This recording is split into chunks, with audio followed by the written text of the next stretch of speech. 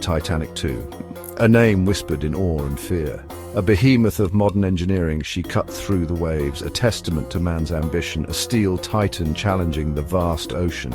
Tonight, however, the ocean seemed determined to remind all aboard of its raw, untamed power. The sky above was a canvas of bruised greys, heavy with the threat of a storm. Standing at the ship's bow, a young couple, Lily and Ethan, were lost in their world. Lily wore a vintage coat, a family heirloom, now soaked with sea spray. Ethan, his hair windswept, held her close, his eyes reflecting the turbulent sea before them. They had dreamt of this voyage, a journey echoing the romance of a bygone era. But tonight, the icy Atlantic air carried a chill that spoke of more than just the approaching storm. The ship's powerful engines hummed beneath their feet, a rhythmic pulse that vibrated through the deck. Above, the first drops of rain began to fall, cold and sharp against their skin. A distant rumble of thunder echoed across the water, a low growl that seemed to come from the depths of the ocean itself. As the wind picked up, whipping Lily's hair across her face, Ethan tightened his grip, drawing her closer. Below the surface of the churning waves, unseen, a silent threat was emerging. A vast field of ice, broken and jagged, stretched out before the Titanic II. The ship, a beacon of light in the gathering darkness, was unknowingly sailing towards danger.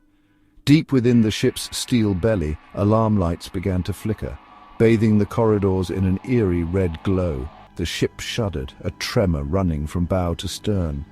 On the bridge, tension crackled in the air. The captain, his face etched with concern, barked orders into the phone, his voice barely audible above the growing storm. Crew members rushed through the corridors, their faces grim, their steps hurried. The ship, once a haven of luxury and laughter, was now gripped by a palpable tension.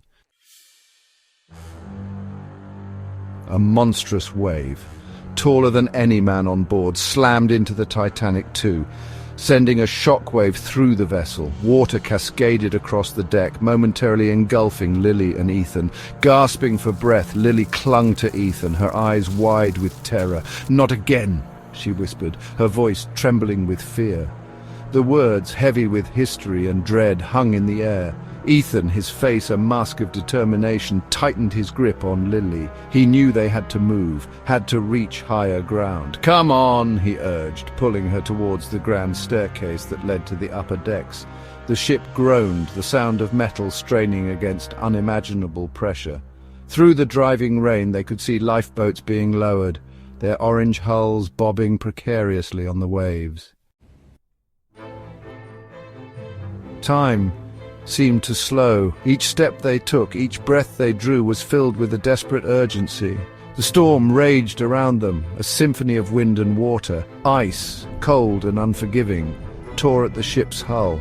Below, the engine room flooded, the roar of the once mighty engines dying to a death rattle. The Titanic II, once a symbol of human ingenuity, was succumbing to the fury of the sea. Yet amidst the chaos and fear, Lily and Ethan clung to each other. Their love, forged in the shadow of a tragedy from a bygone era, was tested now as never before. The ship, caught in the grip of the storm, began its final descent, the icy grip of the ocean pulling it down into the depths. The story of the Titanic II, a tale of love and terror, was about to reach its dramatic climax.